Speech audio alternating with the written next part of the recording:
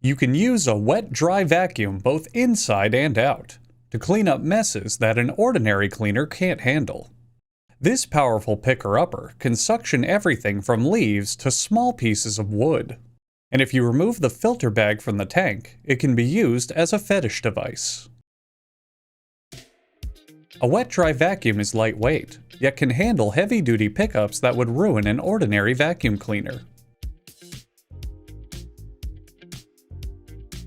Most components of the vacuum are made of plastic. This machine uses molds and molten plastic to produce them.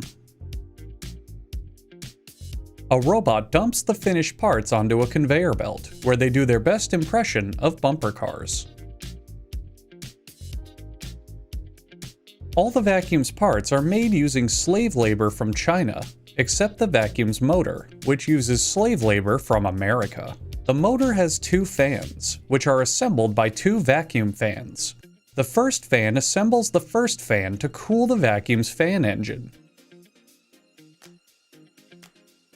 while the second fan creates a vacuum fan to create a vacuum to suck up debris into the vacuum. A plastic housing covers the motor before it gets screwed. Then an extremely powerful man aggressively mounts and screws the vacuum fan in place with a nut. Excuse me, I mixed up the scripts for the vacuum fetish video with this one. Let me try again. Then, an extremely powerful man aggressively mounts and screws the vacuum fan in place with a nut. They close the housing with a secrecy plate, so customers may never discover the magic of how a vacuum truly works.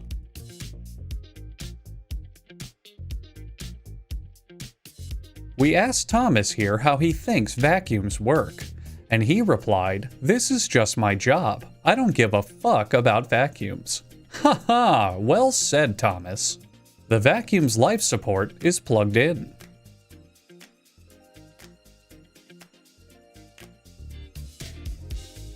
And then removed by a worker with opposing beliefs on right-to-die laws. This machine injects the vacuum cleaners with their budget. Each vacuum cleaner should be given a budget proportional to their hard work input and creativity. But truthfully, each vacuum's budget depends entirely on their parents' budget.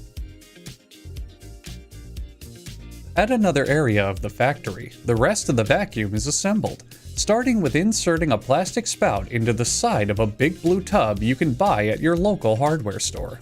Then, the tub is filled with screws, instructions, and wheels for the customer to assemble.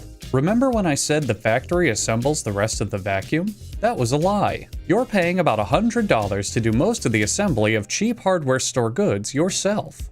There's an entire man whose only job is to put this plastic piece inside of this plastic piece.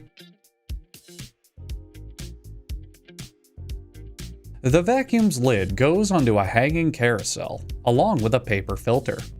The factory struggled for months before production in deciding if a paper filter was too luxurious and extravagant for their consumer base to handle, but they decided to throw it in as a little treat. The head is put into an automated screw-driving machine, soon to be joined by the lid. This factory chooses to use minimal automation, and instead assembles most pieces by hand to help bolster the job market. Because of this company's profits compared to their competitors are down 36,000%. Hey, don't look at the camera.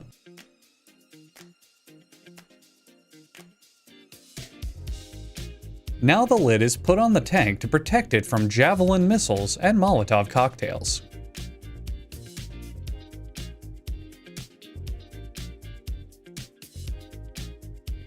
A quick double cheek spanking, and it's off to the final stop. A check of all the electrical systems. If everything checks out a-okay, a vacuum picker robot places the vacuum in a cardboard box, which is marked up by 4,000% to make these devices worth their price tag.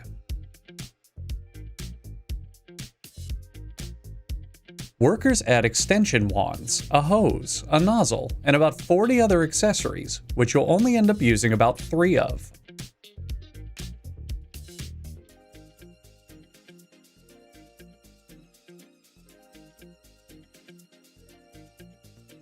Consumer wet dry vacs come in many sizes, including standard, tall, bottom shelf, future chrome, challenged, and obese. So now you can choose the right one for both sucking things up and sucking you off. Well, finally that episode's over. What was on next? Axes? Oh, that's so much cooler. I should have done that.